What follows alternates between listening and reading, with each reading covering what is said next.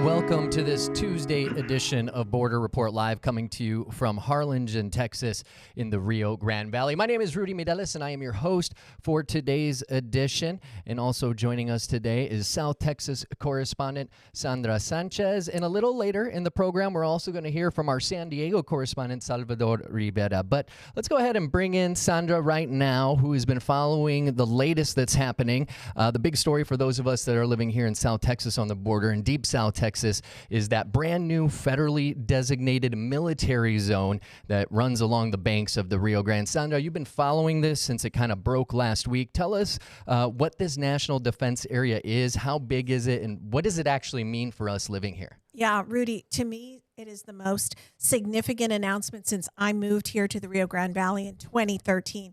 This is massive.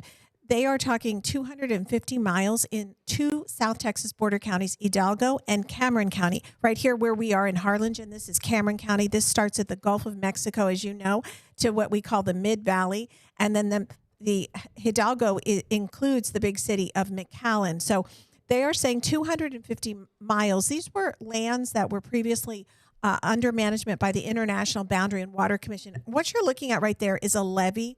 And the levees are these earthen structures that they use here to help prevent flood control. The land that's under the levee, that levee land was managed by the IBWC.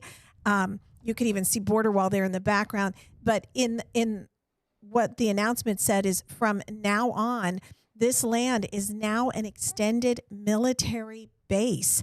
That means it is part of Joint Base San Antonio, which is 250 miles away from us.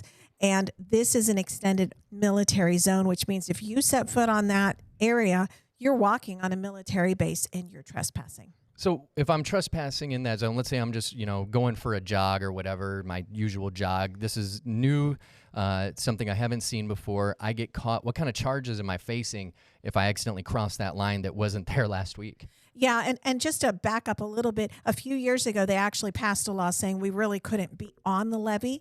And that, I think, was in preparation for before they built the border wall on the levee.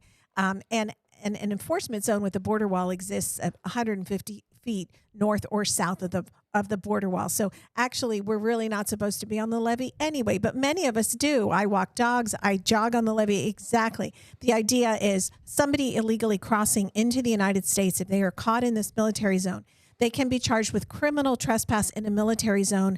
This carries a potential jail time of 18 months. In addition, they can be charged with illegally entering the United States or re-entry into the United States if they had previously been apprehended. Now, you mentioned that we weren't kind of supposed to be up there to begin with when they passed that rule. No one's allowed on those levees. Is there any kind of signage? Because I know back in my military days when I was in the Air Force, when you would go up to an Air Force base along the fence line every 100 feet or so, maybe even a shorter distance in between, there was these giant speed limit size signs that say you are warning you that you were crossing into a military installation. It said two things that always stood out to me. It's that you can be searched without your consent, whether that's you or your vehicle within that area, and also that there's authorized use of deadly force if necessary. Is there any plan to put any kind of signage up to let folks? I mean, there's a lot of border and a lot of space in between here and the end of the border. What are they going to do to kind of let folks know that about this change? Yes, the Air Force, in making this announcement, said that they are going to put bilingual signs up like they have in West Texas. You know, I went to a segment, you saw that video just recently. I went to a section of the border wall, and I went with some environmentalists, and they were saying, where are they going to put these signs? Now, this section here is Brownsville. This is right on the banks of the Rio Grande, and this is Concertina. Here, this section here is border levee just east of Santa Ana National Wildlife Refuge. This is not on the wildlife refuge, but there's no border wall. There's no concertina wire. There's nothing there. Border wall's way back in the background, you can see. So where are they going to put the signage? And they do have bilingual signs, but there have been hundreds of people arrested. And actually, many people have successfully argued in federal court because in the West Texas National Defense areas, they didn't know they were walking on a military base. And just to add a little story to this, 2021, I was in Del Rio covering a surge of people coming across. I went to take a picture of a sign from the Laughlin Air Force Base from the road. I got arrested, detained, pulled into the base for illegally trespassing. I was held under armed guard, and they were going to charge me for taking a photo. And, I said, I'll leave. I didn't even enter the base. No, you have to come through. You were in the base when you took the photo from the road. And that was honestly one of the scariest moments of my life as a journalist. They did understand and they let me go. But I didn't know that from the road, I was taking a picture of a military base, the sign, and that was illegal. Yeah, I know sometimes those it's almost the signage kind of tells you if you're not paying close attention, some of those signs will actually warn you not to take photos. I know not all of them do, but it seems like even the ones that don't will, get you at least stopped for a little bit and questioned over that. And as far as these cases, you said some of them have been thrown out in West Texas. Are any of them sticking? Yeah, we're hearing a few dozen have. There have been over 100, 120-ish cases. Some of them have.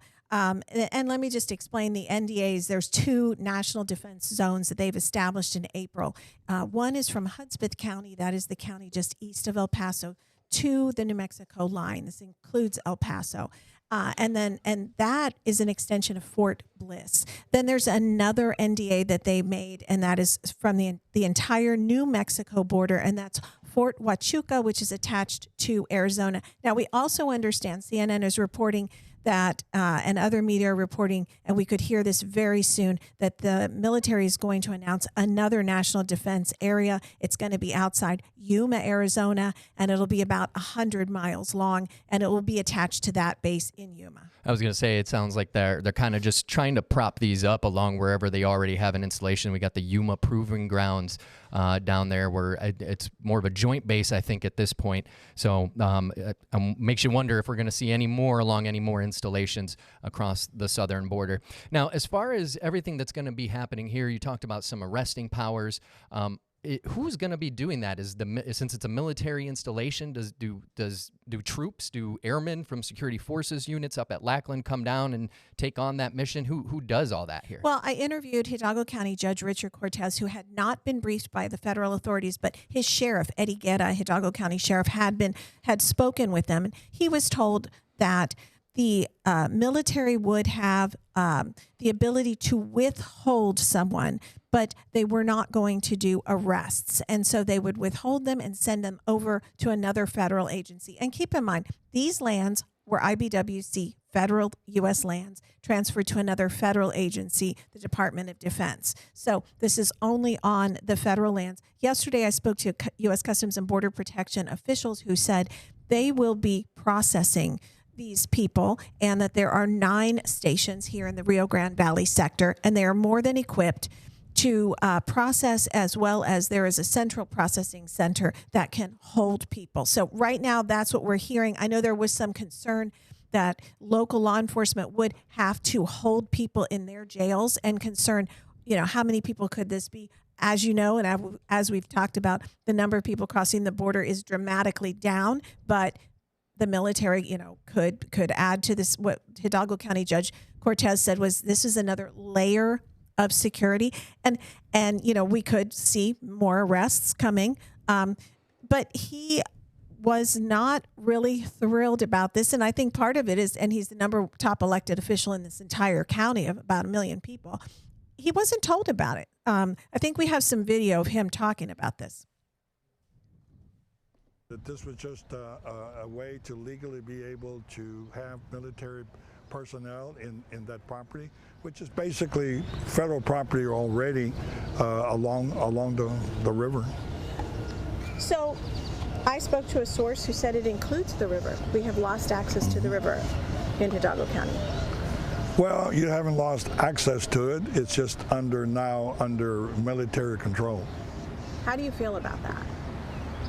Well, Sandra, we have an issue that we haven't been able to resolve with immigration, and I think that this is kind of a drastic way of addressing it. I think we continue to address illegal immigration under an enforcement-only policy. I think that we need to have both. I think we need to change the laws to give people, immigrants that we do need and we do want, an easier way to get here, and a lot of these problems would go away. Strong words there, right? Yeah. Now, one question I do have is, you talked about a lot of this land was already controlled by a different federal agency, but down here in South Texas, that's not the case. There are private homeowners, our abuelas, our tios, our tias, us. We own land down here. So what happens for those folks, especially the landowners that may have already granted an easement to IBWC? What happens with their properties? Yeah, that's a really good point.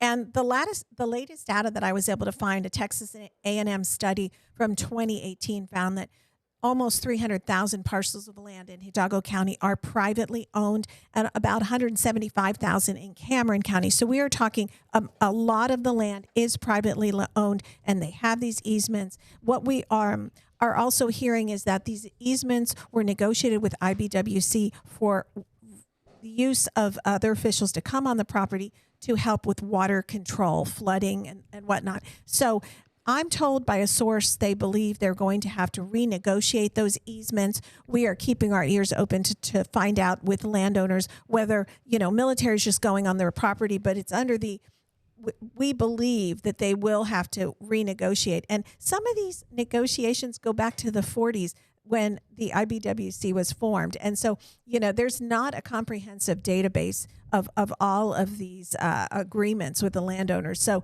this, I'm told, was kind of a premature announcement. Of course, it plays in with the Trump administration wanting to really stop illegal immigration on the southwest border. Which should be interesting. It seems like easements, depending on the state, the locality, can go one way or the other, but it's going to be a lot of work for whoever's going to be taking on that task for sure. Well, this isn't the only military operation going on the border. About 1,300 miles to the west of us in San Diego, California, U.S. Marines have been on their border security mission, and when we come back, we're going to talk to our San Diego correspondent, Salvador Rivera, to fill us in on what those troops have been doing. So stay with us. Border Report is back in about a minute.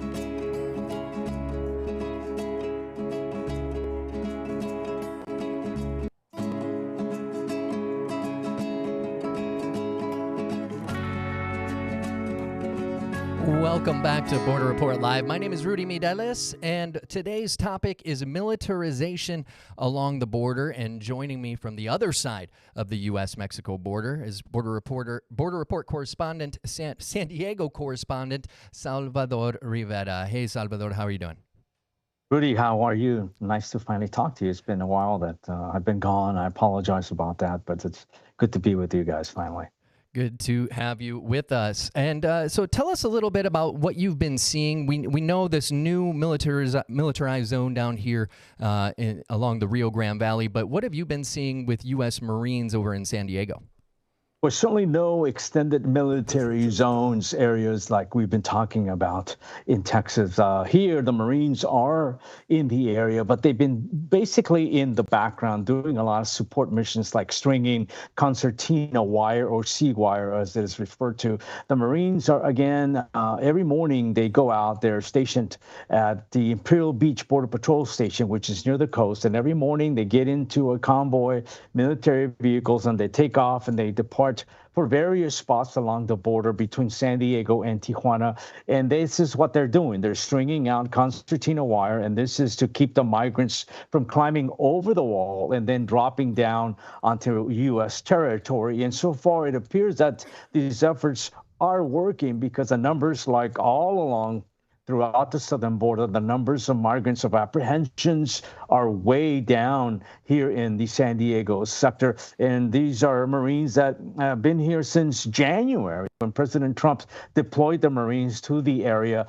Now we're hearing that because it's somewhat difficult to travel 60, 90 minutes to the east to set up the concertina wire along the border. Now some of the Marines are being deployed to a small town called Campo, which is about 60 miles to the east of downtown San Diego. The Marines will now be based there. This will keep them in the area, allowing them to do operations on the east side of San Diego County to do similar projects like they have been doing in this area right between San Diego and Tijuana. So having the Marines in that area allows them to do a lot more work, be closer to the area, and this way they don't have to get on a convoy in their trucks every morning and drive an hour, 90 minutes to start this type of operations. Now, this all began again in January when President Trump deployed the Marines to the area. And I wanted to backtrack about a year ago to what was going on.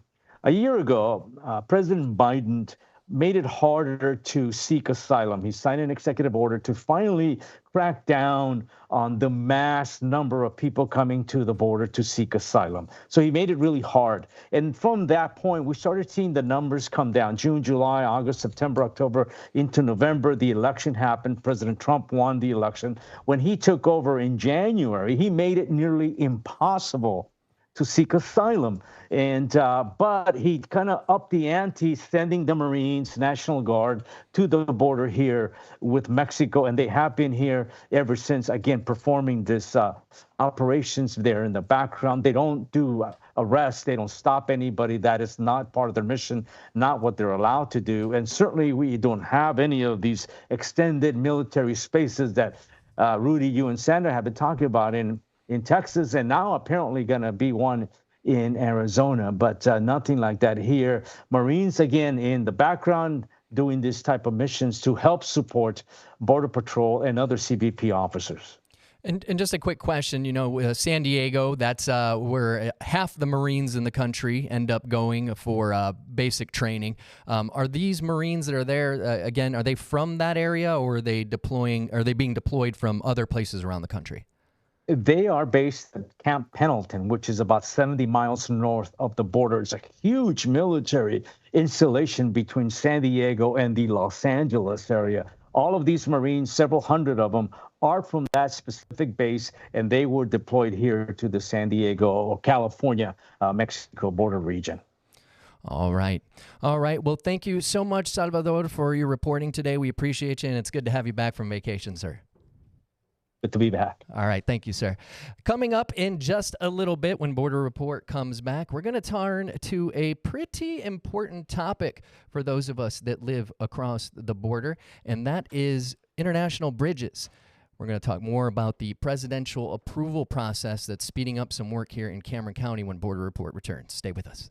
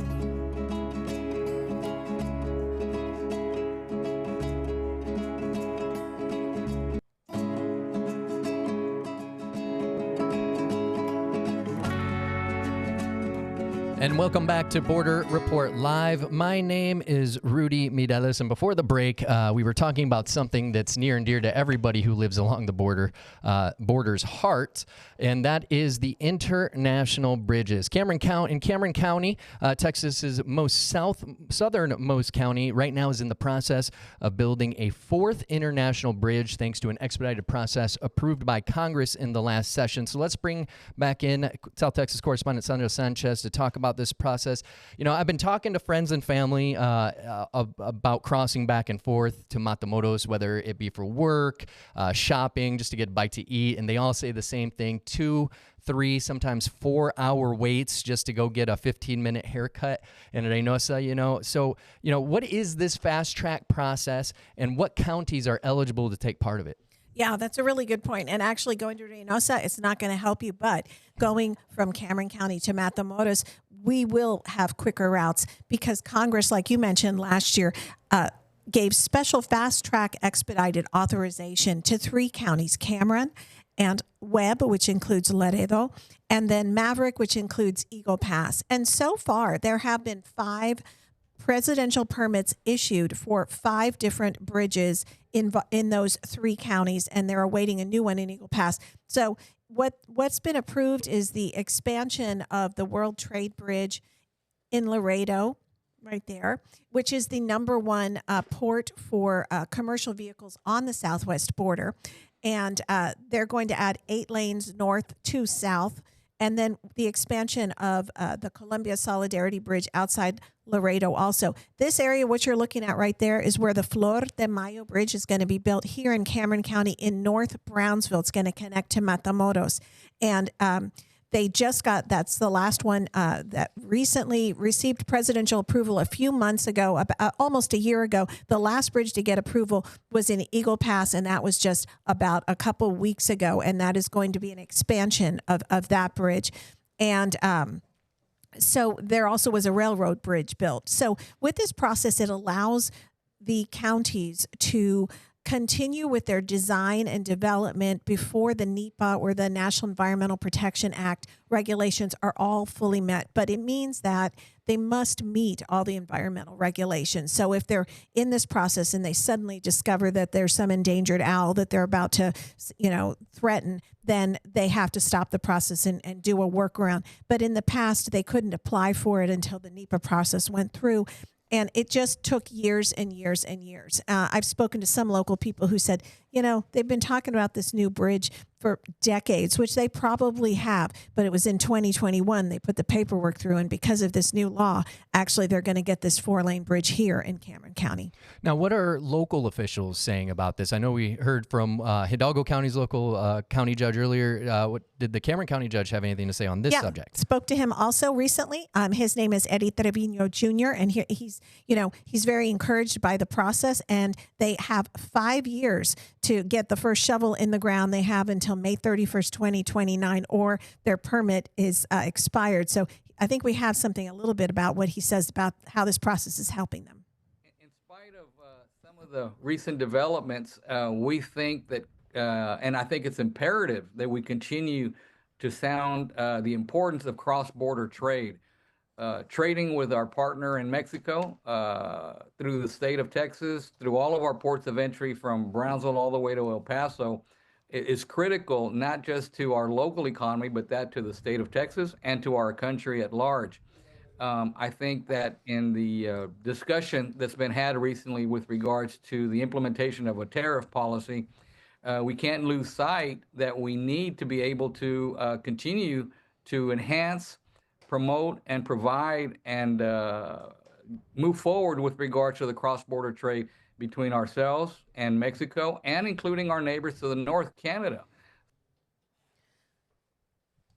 There you have it. Talking about despite all these, tariffs on, tariffs off, it doesn't matter. We need to go forward. It's $170 billion a year in trade between the two countries. A lot of that does pass through the World Trade Bridge. But as you know, in Hidalgo County, FAR is the #1 for produce that comes in. And as you said, there are 4 crossings now. There will be in Cameron County. Matamoros is a huge city, and getting their goods to and from, and getting people to and from there is really important. In spite of some of the recent developments.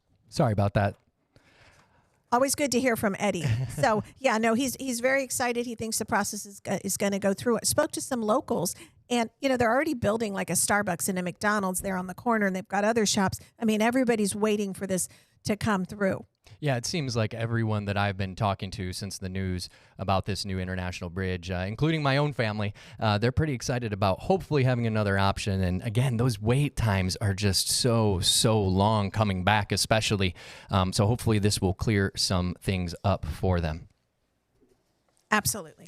All right. Thank you so much, Sandra. And other news happening along the border, and this time actually in Florida, the president made a trip to the controversial new immigration detention facility being built in the Florida Everglades, deep in South Florida. It's being dubbed the Alligator Alcatraz, and I'm trying to get video up for you. Here we go.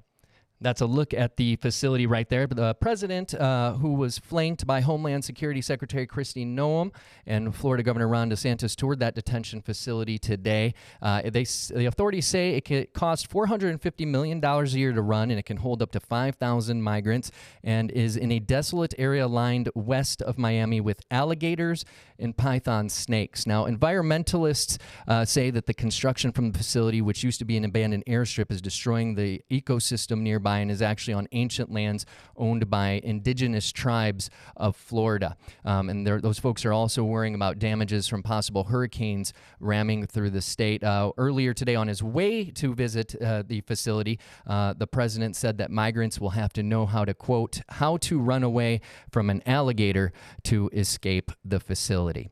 We'll have more on that on borderreport.com. And really quick, happening in Arizona, voters will decide next November whether to designate drug cartels operating across the southern border as terrorist organizations after that initiative cleared the state's Senate on Friday. Now, this is something we saw Texas Governor Greg Abbott do by executive action in 2022.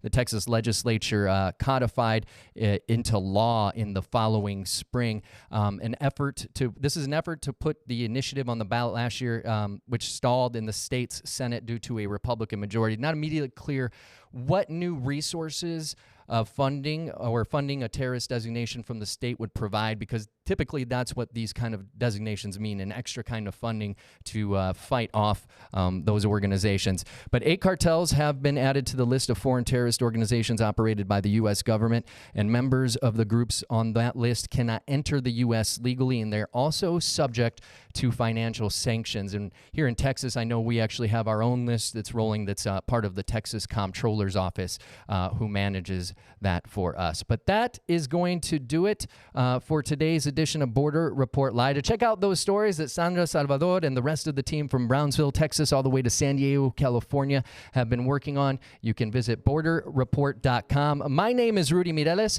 Thank you so much for watching. We'll see you next time.